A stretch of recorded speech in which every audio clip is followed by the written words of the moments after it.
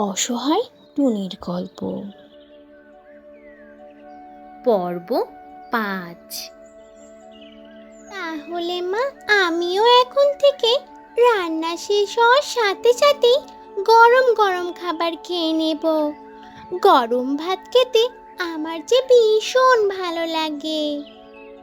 রনু দাদা, তুইও কি গরম গরম ভাত খাবি এখন থেকে?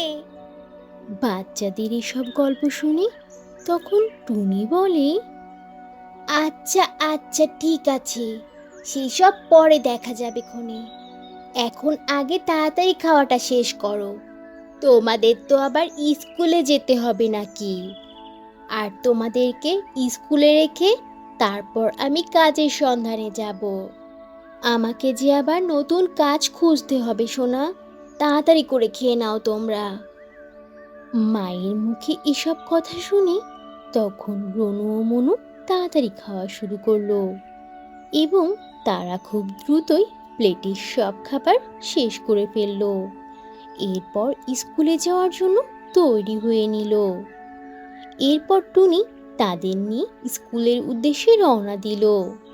তাদের দুজনকে স্কুলে রেখে টুনি তারপর নতুন কাজের সন্ধানে বেরিয়ে পড়ে। কিন্তু টুনি তার সন্তানদের কোনোভাবেই বুঝতেই দিল না যে সে আজকে কিছুই খায়নি।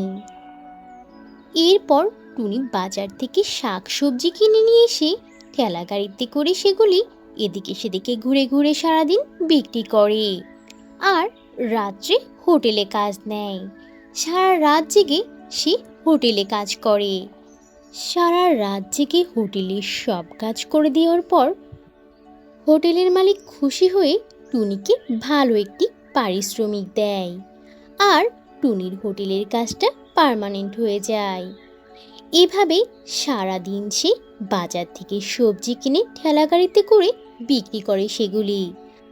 আর তারপর সন্ধে হতে হতেই সে হোটেলের কাজে চলে যায় আর সারা রাত ধরে হোটেলে কাজ করে। এভাবেই হাড় ভাঙা পরিশ্রম করে দিনরাত্রি এক করে কাজ করে টুনি তার ছেলে আর মেয়েকে পড়াশোনা শেখায়। এভাবেই চলে যায় বেশ অনেকটা দিন। টুনি এখন অনেকটা অসুস্থ হয়ে গিয়েছে। আগের মতো শরীরে এখন অতটা শক্তি নেই। তবুও সে কষ্ট করে যাচ্ছে ছেলে মেয়েদের জন্য। এরপর এক সকালে রনু ও মনু তাদের মা টুনির কাছে গিয়ে বলে, মা মা, আজ আমি আর ভাই তোমাকে মস্ত বড় একটা সারপ্রাইজ দিব। টুনির ছেলে মেয়েরা এবার কি সারপ্রাইজ দেবে টুনিকে, সেসব থাকছে পরের পর্বে। তো বন্ধুরা, এই ছিল আজকের গল্প। গল্পটি থেকে কি শিক্ষা পেলে তা অবশ্যই কমেন্ট করে জানাবে আর ভালো লেগে থাকলে একটা লাইক করে দেবে।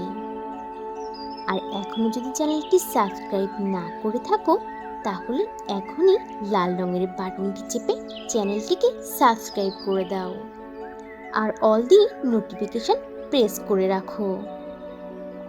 তাহলে বন্ধুরা, আজ এখানেই শেষ করছি। আবার দেখা হবে নতুন কোনো ভিডিওতে নতুন কোনো গল্প নিয়ে। সে পর্যন্ত তোমরা সবাই ভালো থাকবে আর নিজেদের প্রতি খেয়াল রাখবে। আল্লাহ হাফিজ।